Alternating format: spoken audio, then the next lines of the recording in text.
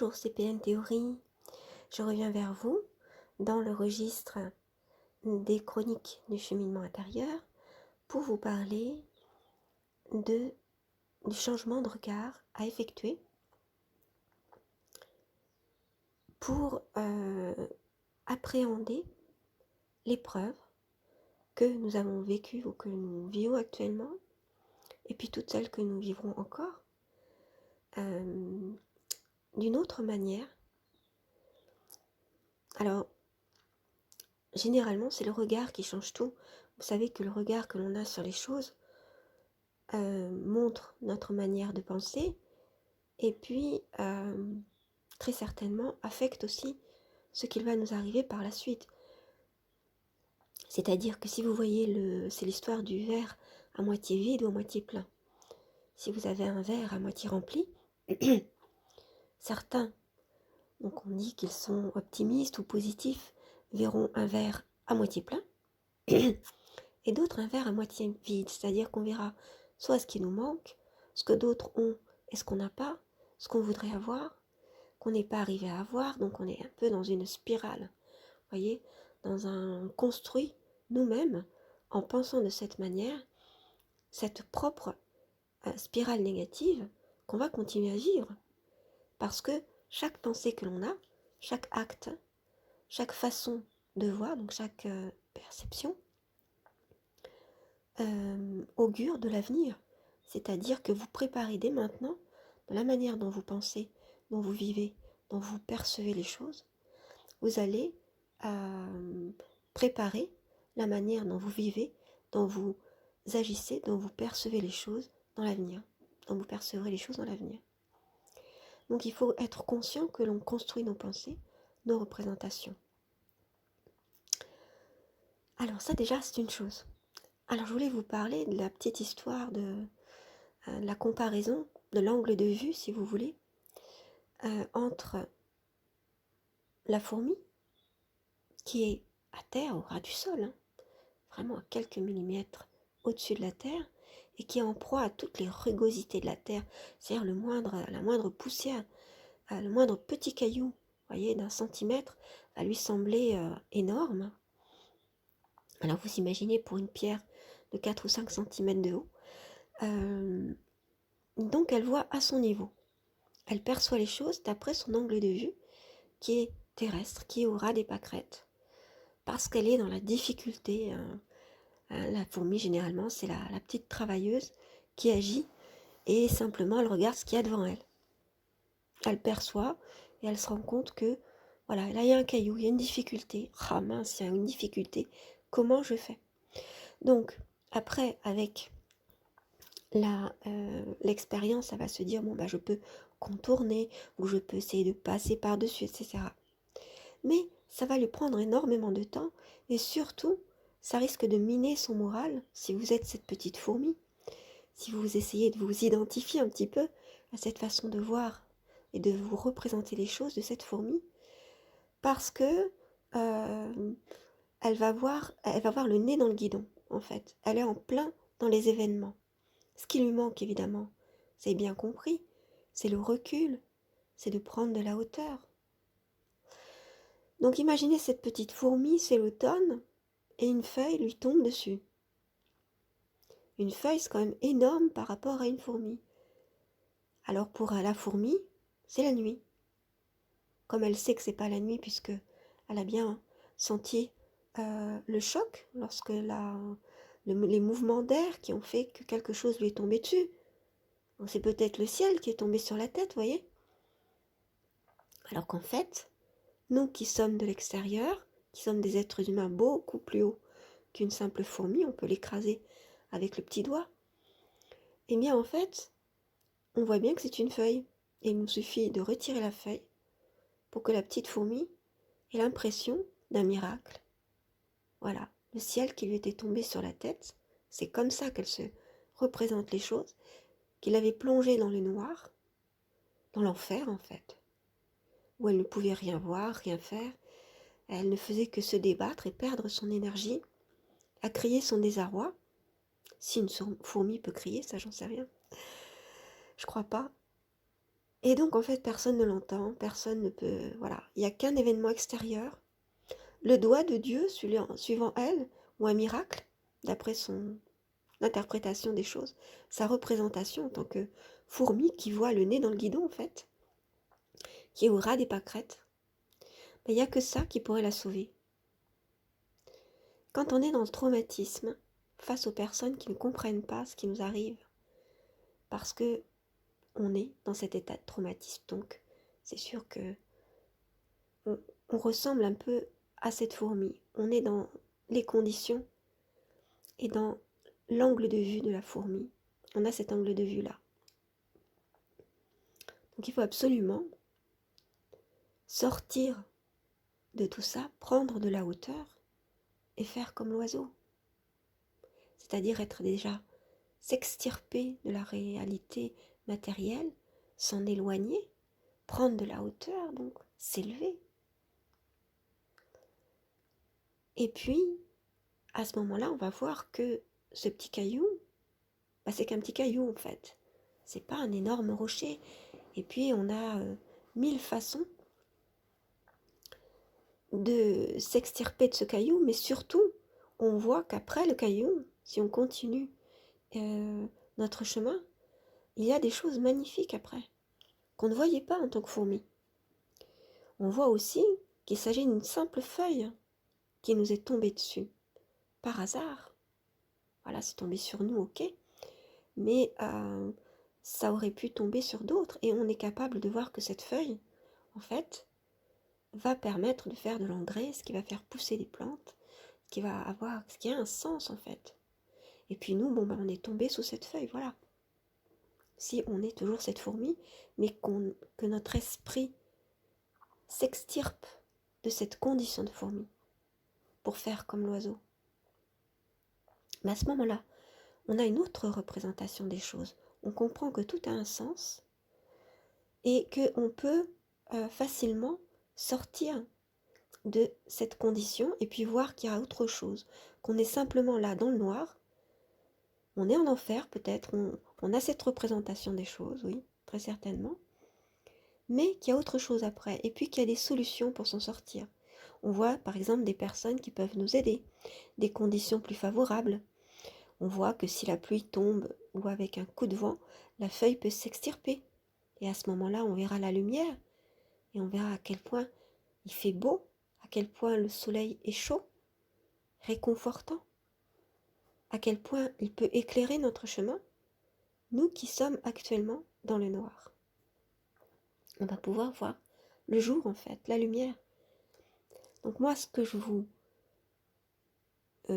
j'allais dire conseil, j'aime pas trop les conseils, mais ce que je veux vous dire, c'est faites comme l'oiseau, ok, vous êtes la fourmi, nous sommes tous des êtres humains ici, sur la Terre, avec des conditions de vie très difficiles, mais on peut, notre esprit et notre cœur peuvent s'extirper, donc notre esprit, je veux dire par là, l'aspect intellect des choses, mais qui est en rapport avec le cœur.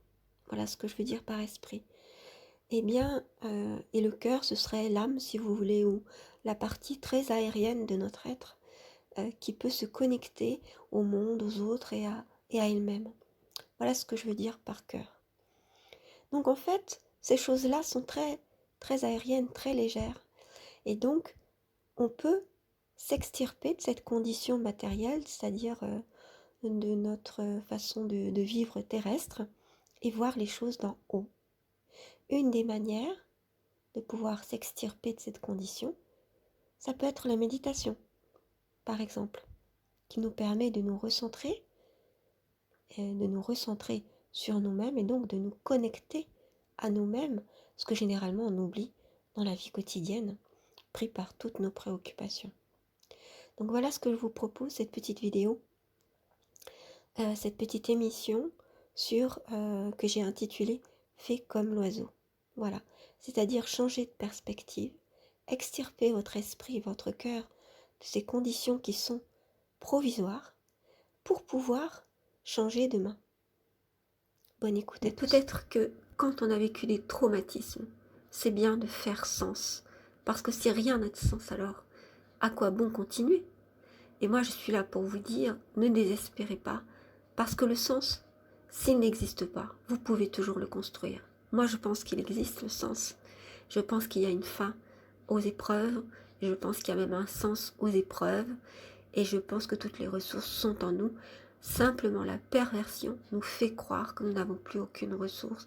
Et en plus, elle nous fait perdre notre force un temps et elle nous fait croire que nous n'en avons plus et que nous ne sommes rien. Voilà. Alors qu'en fait, nous avons énormément de ressources puisque justement, la perversion s'attaque aux personnes qui ont le plus de ressources en elles et qui sont généralement très sensibles, donc qui vont être affectées beaucoup plus rapidement que les autres et qui vont croire et qui vont être sous emprise, vont croire à ce qu'elles disent. Donc en fait, justement, si on était victime de la perversion, c'est généralement qu'on est quelqu'un de très sensible et que très intelligent généralement et capable de voir les nuances. Et en plus, le traumatisme développe ce sens des nuances, cette lucidité, cette sensibilité aux gens, aux choses, au monde. Et on s'oublie soi-même aussi. Ou alors on ressent des choses, mais on les met de côté parce que les personnes perverses nous prennent pour des imbéciles en disant bon, bah, tu as ressenti ça, mais c'est pas du tout la vérité. Et ils jouent sur le fait, puisque c'est un des processus, c'est-à-dire de la double contrainte, c'est-à-dire faire qu'il y ait une scission, comment on appelle ça, une dissociation entre votre ressenti, ce que vous ressentez, et ce qu'elle fait semblant d'exprimer. Parce qu'évidemment, elle veut vous exprimer par exemple du mépris, mais elle va le faire d'une manière ambiguë. Ce qui fait qu'il va vous dire, mais non, pourquoi j'ai jamais dit ça? Donc, s'en tenir à la parole va dire une chose, et par exemple, le langage non verbal va dire le contraire. C'est ce qu'on appelle le double contrainte ou double bind, c'est-à-dire que, en fait, vous allez douter de vos ressentis. Donc, en fait, c'est aussi le processus pervers de traumatisme pervers, d'agression perverse qui a fait que on doute des ressentis. Et ben, il est temps maintenant de se relier à soi-même. Et c'est pour ça que la méditation va énormément nous aider dans ces moments-là parce qu'elle va nous relier à nous-mêmes. Et ce qui peut arriver de pire pour les pervers, c'est justement que lorsque les victimes se relient à elles-mêmes et qu'elles n'ont donc plus peur, qu'elles savent où elles veulent aller et même qu'elles dépassent tellement le traumatisme qu'elles en arrivent à s'épanouir et même se réaliser en faisant des œuvres pour les autres, pour aider ou pour la compréhension de la perversion, pour aller dans un monde où justement ce serait le contraire de la perversion qui prévaudrait. Et ça n'aime pas du tout parce qu'ils n'aiment pas tout ce qui est humain. Les pervers. Donc en fait, reliez-vous avec vous-même. Reprenez ce fil avec vous-même et avec les autres, parce que nous sommes tous reliés par des fils invisibles. Alors les autres, surtout les autres empathes, parce que vous allez voir que vous allez être complètement en résonance avec ces personnes. Si vous êtes dans ce lâcher-prise et dans cette confiance, puisque avec les empathes, vous pouvez avoir confiance, vous allez voir qu'il y aura d'énormes choses comme des transmissions de pensée, des choses comme ça, parce que on se parle avec le cœur, tout simplement. Donc on va se comprendre, se pardonner, tout est facile, limpide, fluide dans ces relations-là. Vous allez voir une sacrée différence, mais il faut sortir de l'eau, sortir de cette piscine empoisonnée, et voir le monde alentour, et donc s'envoler, s'élever pour faire comme l'oiseau. Voilà. Voilà, cette vidéo est terminée. Vous avez sans doute remarqué que la transition n'était pas forcément heureuse. Veuillez m'en excuser, vraiment, je ne cherche pas la perfection dans les vidéos, les émissions que je fais. Je cherche simplement à transmettre des messages, bien que je n'en ai pas le temps en réalité. Donc je prends des fois sur mon sommeil, on sort des choses comme ça. Donc les personnes qui critiquent et qui cherchent tout simplement une perfection dans le son, etc. Comme je vous dis, je ne suis pas du tout équipée. Je ne cherche pas à l'être non plus. Je me dis que, j'ai remarqué en faisant les toutes premières vidéos, qu'il y avait énormément de personnes qui avaient besoin de choses que je pouvais transmettre. Donc c'est en toute humilité et en toute générosité, tout simplement, que je fais ces émissions, ces vidéos. Voilà, je le dis pour les personnes qui critiquent. Après, c'est vrai que quelquefois, le son est vraiment très mauvais. Je m'en rends compte après coup.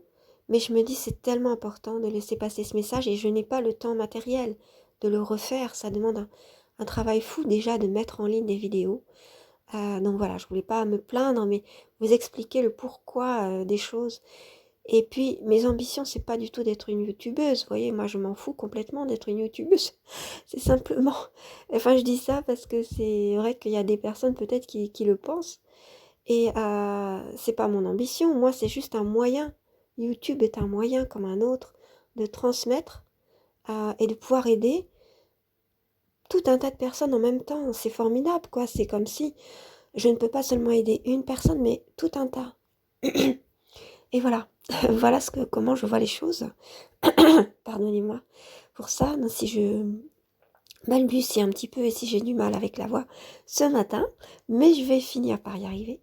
Donc voyez les choses comme elles sont, quoi. Voilà, tout simplement. Et je cherche pas non plus à ce que ce soit parfait. Si je mets des images, c'est parce qu'elles me parlent et je pense qu'elles font partie du message. Voilà. Et j'essaie de faire en sorte que l'esthétique, c'est-à-dire la beauté, la grâce de ces images, aille avec leur sens, pardon. C'est-à-dire, bon, je suis peut-être un peu émue en disant ça, vous pouvez m'excuser. Voilà, tout simplement. Alors, prenez soin de vous, reliez-vous à vous et au monde, et ce faisant après aux autres. À bientôt.